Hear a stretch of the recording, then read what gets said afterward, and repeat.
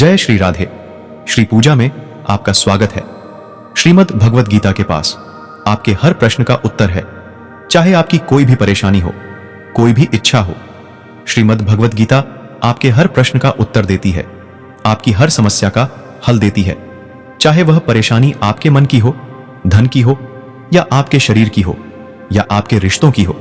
इस कलयुग में आपने देखा होगा कि अक्सर जो बच्चे कोई गलत काम कर रहे होते हैं तो इसकी सफाई उनके साथ उनके माता पिता को भी देनी पड़ती है। उनकी भी बदनामी होती है, लोग उन्हें ही बुरा बोलते हैं।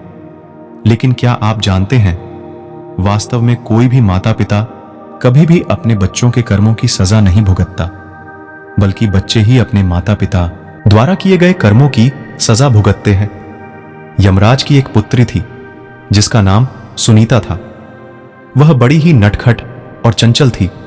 उसको हर किसी को सताने और मारने में बड़ा मजा आता था, क्योंकि वह अपने पिताजी को दूसरों को दंड देते हुए देखती थी तो उसे लगता था कि जो पिताजी कर रहे हैं वह मुझे भी करना है।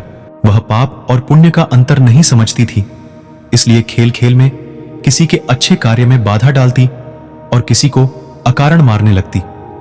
ऐसे उद्दंडतापूर्ण कार्य करके वह बहुत खुश होती थी। एक दिन सुनीता एक गंधर्व कुमार को, जो अपनी आराधना में योग मुद्रा में बैठा था, अकारण कोड़े से मारने लगी। गंधर्व कुमार पीड़ा से छटपटाता तो वह खुशी से उछल जाती। वह उसे खेल समझती। इस प्रकार की अपनी करतूतें वह अपने पिता को बताती। पिता उसकी इस उद्दंडता को बाल सुलभ खेल समझकर चुप रह जाते। न तो सुनीता को ऐसा करने से रोकते, न समझाते। बहुत दिनों तक ऐसा चलता रहा। एक दिन फिर उस गंधर्व कुमार को, जब वह पूजा पाठ कर रहा था, सुनीता ने मारना शुरू कर दिया। जब असहनीय हो गया तो उसने क्रोध से शाप दे दिया, तू धर्मराज की बेटी है, तेरा विवाह एक ऋषि पुत्र से होगा, तेरी एक योग्य संतान भी होगी, पर तेरे इन दुष्ट कर्मों का अंश उसमें व्याप्त रहेगा। सुनीता ने यह बात भी अपने पिता को बताई। अब धर्मराज को लगा कि उन्होंने बड़ी भूल कर दी। संतान की आदत और स्वभाव पर ध्यान न देकर उसे भले बुरे का ज्ञान नहीं दिया। फलस्वरूप उसे शाप मिला, पर अब तो समय हाथ से निकल चुका था। बोले, बेटी, निर्दोष तपस्वी को पीटकर तुमने अच्छा काम नहीं किया। बुरे कर्मों को करने के कारण तुम्हें यह शाप मिला है। अब भी संभल जाओ और अच्छे काम की ओर मन लगाओ। समय बीतता गया।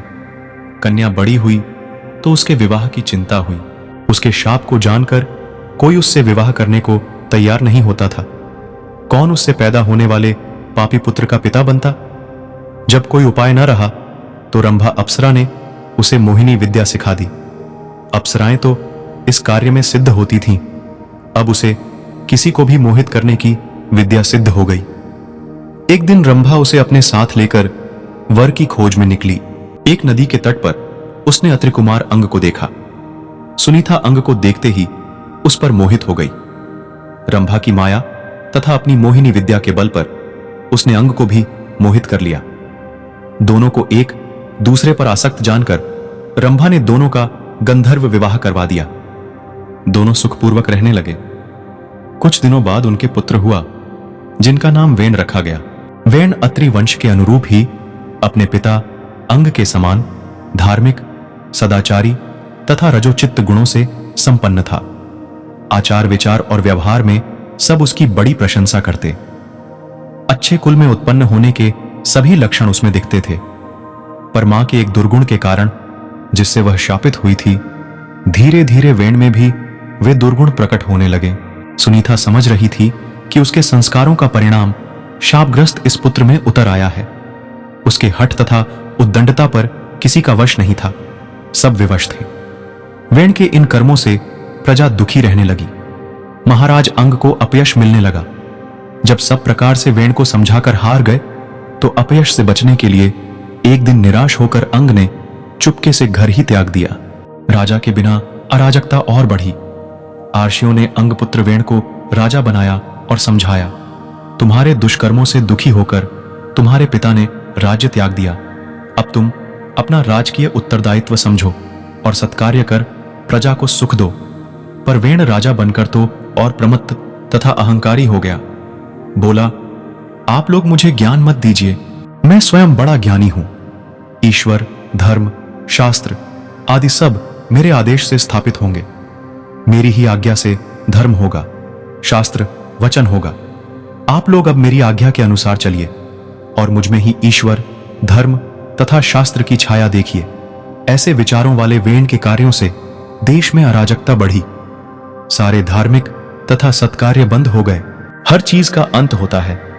पाप का घड़ा जब भर गया तो ऋषियों, मुनियों तथा प्रजाजनों ने विद्रोह कर दिया, वेण को पकड़ लिया और उसे प्रताड़ित कर राजा के पद से हटा दिया। सत्ता छिन जाने से वह असहाय हो गया। अब वह दूसरों की दया पर निर्भर रहने लगा। ऋषियों ने प्रजा से परामर्श कर उसके पुत्र पृथु को राजा के पद पर प्रतिष्ठित कर दिया। वेन जंगल में चला गया। निश्चय ही अच्छे कुल परिवार का व्यक्ति भी कुसंगति के कारण अपनी मर्यादा भूलकर कुमार्गी हो जाता है, अपने कुल धर्म को भूलकर सबके दुख का कारण बनता है और अंत में अपने इसी आचरण के कारण वह स्वयं ही नष्ट हो जाता है। इसलिए कुसंगति तथा कुसंस्कारों से बचना चाहिए। हमें खुद भी ऐसे कार्य करने चाहिए जिससे हमारा और जगत का कल्याण हो सके। कोशिश करें कि आपकी वजह से किसी का दिल ना दुखे, ना ही किसी को कोई परेशानी आए, क्योंकि हमारे अच्छे बुरे कर्मों का फल हमारी औलाद को भी भुगतना पड़ता है। इसलिए सदैव हमें अच्छे कर्मों पर ही ध्यान देना चाहिए। यदि हम सबका भला सोचेंगे तो भगवान अवश्य ही हमारा भला सोचेंगे। वीडियो अच्छा लगे तो लाइक करके चैनल को सब्सक्राइब करें और कमेंट में राधे राधे जरूर लिखें, ताकि हम आगे भी आपके लिए इसी तरह के वीडियो बनाकर लाते रहे। राधे राधे।